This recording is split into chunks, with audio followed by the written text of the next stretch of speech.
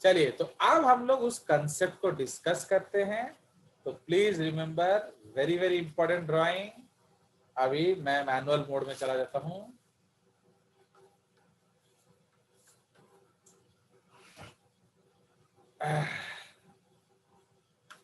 चलिए, so let's make a drawing.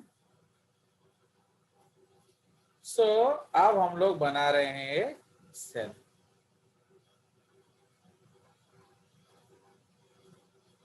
Suppose ये एक विली सेल है, ये उसका नेबरिंग सेल है। फाइन। इधर न्यूक्लियस विक्लियस से हमें मतलब नहीं है, वो हम लास्ट में बनाएंगे। तो ये क्या है, तो हम लोग ये ऑलरेडी कर चुके हैं। सो this is what, so this is called apical membrane, है कि नहीं। ये क्या है, बेसल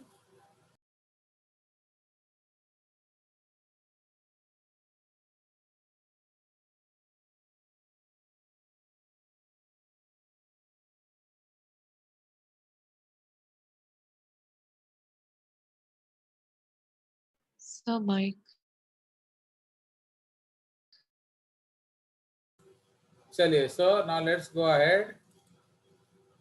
ये फिर उड़ गया ना। चलिए, so again let us make the cell again. तो पहले हम लोग क्या करते हैं, एक विलाई सेल बनाएंगे। ये विलाई का एंटेरोसाइट है, ये आपको विलाई दिखेगा नहीं इधर, ये उसका सेल है, ये उसी तरह उसका नेबर है। फाइन। चलिए, तो अब ये जो मेम्ब्रेन है, this membrane, so this is called what, so इस मेम्ब्रेन को हम लोग कहते हैं एपिकल मेम्ब्रेन। ये एपेक्स में होता है, ये एक्चुअली लुमेन है, यहाँ खाना होता है। ठीक है, ये इस तरह से खाना जा रहा है फूड, तो वो अब लोगे नहीं तो टट्टी में चला जाएगा। ये जो है this is lateral membrane, and ये जो है ये है basal basal membrane. Membrane. Fine. Now अब इसको हटाएंगे। अब नीचे क्या होता है, नीचे ब्लड कैपिलरी होता है। सो ओके,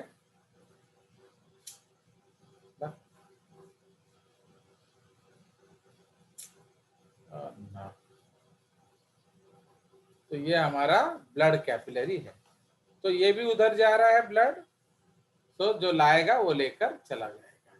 चलिए, अब तो एक्चुअली क्या होता है, हमारा मकसद क्या है कि ज्यादा से ज्यादा हम जनरेट करेंगे what, we will generate a gradient. तो ये बेसोलैटरल मेम्ब्रेन है, तो ये बेसोलैटरल मेम्ब्रेन है। तो बेसोलैटरल मेम्ब्रेन का काम क्या होता है, इसको इधर रख लेते हैं। तो इसका काम होता है कि आप सोडियम को बाहर भेजो एंड उसके बदले में पोटेशियम को अंदर लाओ। ठीक है, तो सोडियम को बाहर भेजो एंड पोटेशियम को अंदर लाओ। बट इसके लिए आपको क्या करना पड़ेगा, इसके लिए आपको energy खर्चा supply. करना पड़ेगा, एंड वो खर्चा अंदर के तरफ से होगा, एडीपी। एटीपी दोगे तो ये एडीपी बनेगा, पीआई इधर चला जाएगा। ओके, सिमिलरली हम इधर भी कर सकते हैं, हम देंगे एटीपी, निकलेगा एडीपी। फाइन। सो इससे इस तरह से हमने क्या किया, 3 सोडियम आयंस बाहर भेजा, जबकि सोडियम का कंसंट्रेशन ऑलरेडी बाहर ज्यादा है एंड सोडियम का कंसंट्रेशन अंदर क्या है, बहुत ज्यादा कम है। उसके एवज में हम लोगों ने क्या किया, तो we have brought 2 potassium inside, but इसका भी अंदर ग्रेडियंट बहुत बहुत ज्यादा है। एंड बाहर पोटेशियम कम है। तो इसका मतलब ये जो ट्रांसपोर्ट है ये भी प्राइमरी एक्टिव ट्रांसपोर्ट है, ये भी प्राइमरी एक्टिव ट्रांसपोर्ट है, बट इधर उधर हो रहा है, इसलिए इसको हम लोग एंटीपोड बोलेंगे। Fine. So this is primary and active transport, antipode इधर भी सेम। तो हम लोग 2K+ को अंदर लाएंगे एंड 3 सोडियम को बाहर भेजेंगे। तो ये बेसोलैटरल मेम्ब्रेन होता है। एपिकल मेम्ब्रेन में कोई पंप नहीं होता, ये याद रखना। अब एपिकल मेम्ब्रेन में क्या है यहाँ, तो एपिकल मेम्ब्रेन में यहाँ हमने लगाया SGLT। Fine. So this is SGLT, sodium glucose linked transporter. Fine. इधर इस तरफ क्या लगाया, तो इस तरफ हमने लगाया फ्रूट है क्या, ग्लूट। तो ये हमारा ग्लूट है। अब ग्लूट क्लोज्ड है, so this is GLUT. Fine. तो ग्लूट क्लोज्ड। SGLT क्या होता है, अब सपोज हमने खोला है, खाना आ गया तो हम सिग्नल देंगे, तो वी विल ओपन SGLT। ठीक है। तो हम लोग क्या करेंगे, SGLT गेट खोल देंगे। तो जैसे ही SGLT गेट खोलोगे तो बाहर कंसंट्रेशन किसका ज्यादा है, सोडियम का कंसंट्रेशन बहुत ज्यादा है, एंड अंदर सोडियम का कंसंट्रेशन क्या है, कम है। तो इसलिए सोडियम अंदर आएगा। ठीक है। बट ये जो आ रहा है ये ग्लूकोज, जिसका कंसंट्रेशन बाहर कम है। वाई कम है, यह हम बात करेंगे बाद में। ये बाहर कम है, एक्चुअली बाहर कम नहीं होता है, हमें अंदर ज्यादा रखना पड़ता है। समझ में आया, समझ में आया कि नहीं? वाई हमें अंदर ज्यादा रखना पड़ता है, बोलो। क्योंकि ये एक्टिव ट्रांसपोर्टर है। इसको क्या कहते हैं हम लोग, दिखाने वाले दांत। जितना भी भूख लग रहा है सेल खाएगा नहीं, क्यों, क्योंकि उसको दिखाना है। तो इसलिए ग्लूकोज को हमें बाहर ज्यादा नहीं रखना चाहिए, क्योंकि अगर बाहर ज्यादा हो जाएगा तो आएगा नहीं, क्योंकि ये एक्टिव ट्रांसपोर्टर है। तो अब 2 ग्लूकोज आपका अंदर आ रहा है, सो लो टू हाई आ रहा है, इसीलिए this is what, active transport. Energy किसने दिया, सोडियम में, तो this is secondary. Okay. But इसका ट्रांसपोर्ट कैसे हो रहा है, हाई टू लो, तो इसका मतलब ये पैसिव ट्रांसपोर्ट है। But somebody is managing it, so that is called facilitated diffusion। कोई शक है इधर, बताओ। वाइट इज पैसिव, अब समझ में आया? क्योंकि ऑलरेडी सोडियम बहुत ज्यादा है, तो ज्यादा से कम आएगा तो एक्टिव नहीं हो सकता ना। डाउनहिल जा रहा है, यस सर। बहुत टीचर्स इसको एक्टिव पढ़ाते हैं। Okay, a lot of teachers वो दोनों के लिए एक्टिव पढ़ाते हैं। चलिए, अब ग्लूकोज जैसे ही अंदर आएगा तो स्लोली विथ टाइम क्या होगा, धीरे धीरे क्या होगा, concentration of glucose inside will rise more than required। समझ रहे हो? तो ये अभी भी मोर था, तो ये मोर है, बट ये खुल क्यों नहीं रहा है, तो ग्लूकोज ऑलरेडी हाई है, तो why this gate is not opening? बाहर ग्लूकोज लो है, तो why this gate is not opening? Signal. क्यों? हमें एक नॉर्मल कंसंट्रेशन मेंटेन करना पड़ता है। सपोज वो इमेजिनरी वैल्यू हम लोग लेते हैं, हमें 500 ग्लूकोज अंदर ज्यादा रखना है, सॉरी 8 लिखा नहीं,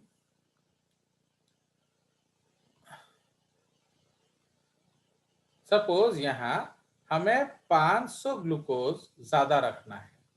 ये एक्चुअल नहीं है इसलिए मैं हल्का कलर यूज कर रहा हूं, तो आपको ये लिखने का जरूरत नहीं है, सिर्फ सोचो। We have to maintain 500 difference, नहीं तो आएगा नहीं। बट अब जैसे आ रहा है तो 500 से अब यहां क्या हो गया? 800। तो can we send it down? बोलिए, क्या ये जाएगा उधर? तो जैसे ग्लूकोज 800 हो गया, क्या हम उसको भेज सकते हैं?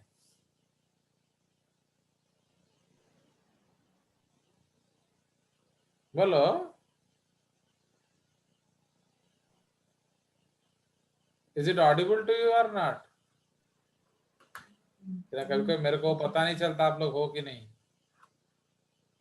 सर सिर्फ 300 ही जा सकते हैं, पूरे नहीं जा सकते। जा सकता है ना नहीं?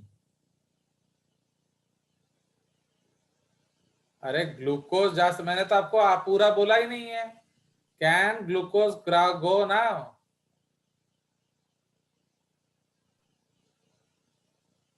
यस। तो इतना घंटा भर क्या लगा रहे हो तुम लोग? तो जैसे ही ग्लूकोज 500 से as it rises beyond 500, gate क्या होगा? ओपन। तो ये गेट खुल जाएगा। तो जैसे ही गेट खुलेगा, what will happen? Glucose will go out,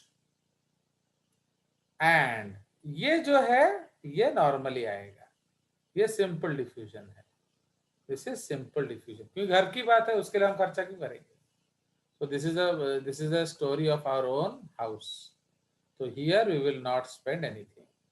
But ये जो है ये फैसिलिटेटेड डिफ्यूजन है, पैसिव ट्रांसपोर्ट। क्यों passive transport? High to low. But यहाँ जीरो होगा, यहाँ कंसंट्रेशन जीरो होगा, तो ये हाई टू लो होगा, तो इसीलिए ये पैसिव है। फैसिलिटेटेड क्यों है? क्योंकि हमें गेट खोलना पड़ता है। तो कब तक ये जा सकता है, कब तक गेट खुला रहेगा? जब तक लेवल फिर से 500 तक आ जाए। हाँ, मैंने 500 Yes, sir. से ज्यादा नहीं जाएगा, मैंने it can not go less than 500। तो जैसे ही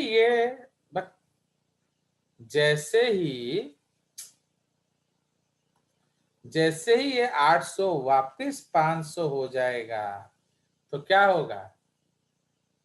गेट क्लोजेस। क्लोज हो जाएगा। अंडरस्टूड? तो ये डायनामिक्स है। तो यहां हम जानते हैं कि इधर हमारे पास 3 बैरियर्स है कि नहीं? So we have 3 barriers. कौन कौन सा? पहला बैरियर, बैरियर नंबर 1 क्या है? This is lumen and cell, villi cell. ठीक है, ये पहला बैरियर है। दूसरा बैरियर क्या है? बोलो, सेकेंड बैरियर क्या है? This is basal membrane of villi cell and interstitium. Interstitial fluid. हाँ, इंटरस्टिशियम, हाँ फ्लूइड लिख सकते हो, कोई दिक्कत नहीं। ठीक है, एंड तीसरा बैरियर कौन है? Interstitium and blood. इधर लिख देते हैं। एंड तीसरा हो गया इंटरस्टिशियम।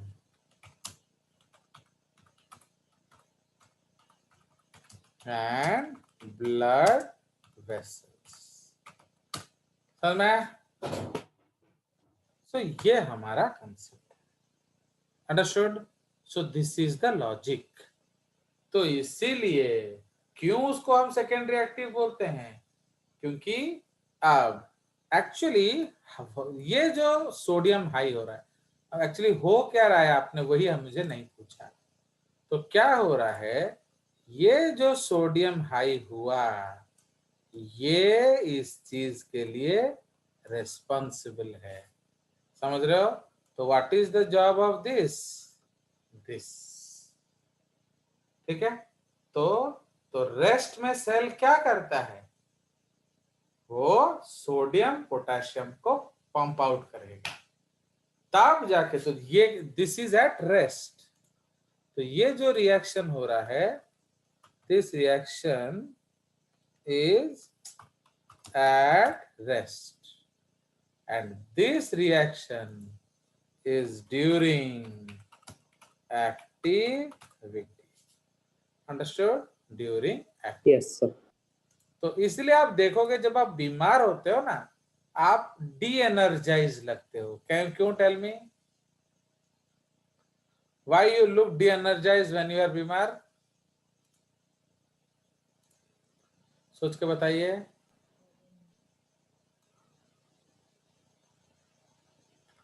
कुछ तो बोलो ना, ऐसे चुप रहने से तो क्या होगा, तो आंसर आएगा ही नहीं.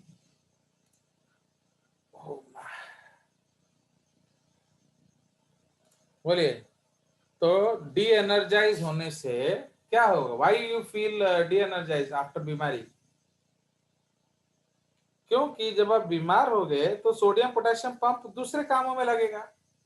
और भी गम है जमाने में मोहब्बत के सिवा, है कि नहीं? तो हमारा और भी काम है, सिर्फ खाना ही लाएं हैं. तो अब बॉडी बीमार है तो सारा का सारा एनर्जी कहाँ खर्च हो रहा है? बॉडी को प्रोटेक्ट करने में. तो उससे क्या हो रहा है? Amount of sodium send is less. तो जब आप अमाउंट ऑफ सोडियम लेस भेजोगे तो amount of glucose brought is Also less. तो जब amount of glucose brought is less, then amount of ATP generated is Less. less. तो जब amount of ATP generated is less, तो भाई आप कैसे फुर्ती दिखेगा? तो how will you appear fit? You are de-energise, you don't have energy. क्योंकि जितना एनर्जी लाना चाहिए था आप उससे बहुत कम लाए हैं. तो उससे तो ब्रेन ही खा जाएगा, बीमारी खा जाएगा. तो बाकी आपका जो नॉर्मल एक्टिविटी के लिए तो है नहीं ना. तो देख रहे हो कितना लंबा जंप लगता है कंसेप्ट में. तो जब आप किसी भी चीज का आंसर ढूंढोगे, इतना ज्यादा बड़ा जंप लगेगा. चलिए, so that's all about cell. तो I think we will be ending cell like this. अगर भी कुछ होगा बाद में हम लोग देखेंगे. So in the next class, in the next week, we may jump over to some other topic. We may go back to your morpho. Yeah, we may go back to cell division. Cell division में थोड़ा सा एक change लाना चाहता हूँ. Cell division को रोक लेंगे. मॉर्फो है या एनाटॉमी उधर चले जाएंगे, थोड़ा सा उधर जाके फिर इधर आएंगे. ठीक है. And after that we will go to physiology. क्योंकि फिजियोलॉजी एक बार गए तो वो तो पूरा एक जंजाल है उधर. चलिए. Okay. So please listen to the song 10-12 times. तो सेल जंक्शन करेंगे. जंक्शंस जो है वो हम लोग टिश्यूज में करेंगे. ठीक है.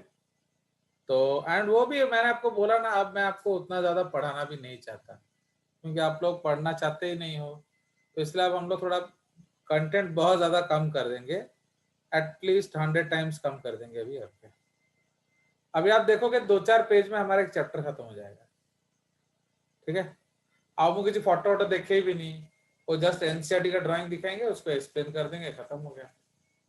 नहीं तो प्रियंका क्या बोल रही है कि सर सिलेबस खत्म नहीं कर रहे हैं. आत्मन बोल रहा है सर सिलेबस खत्म नहीं कर रहे हैं. तो मैं कर दूंगा. तुम्हारा बोर्ड स्कूल में अच्छा मार्क आना चाहिए कि नहीं?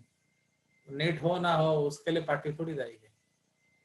चलिए, okay, so on Monday will meet with change in subject. We may go back to morphology because हमारा लीफ फिट बच गया था, या फिर आई थिंक कि कुछ एक टॉपिक उसमें से करेंगे। ओके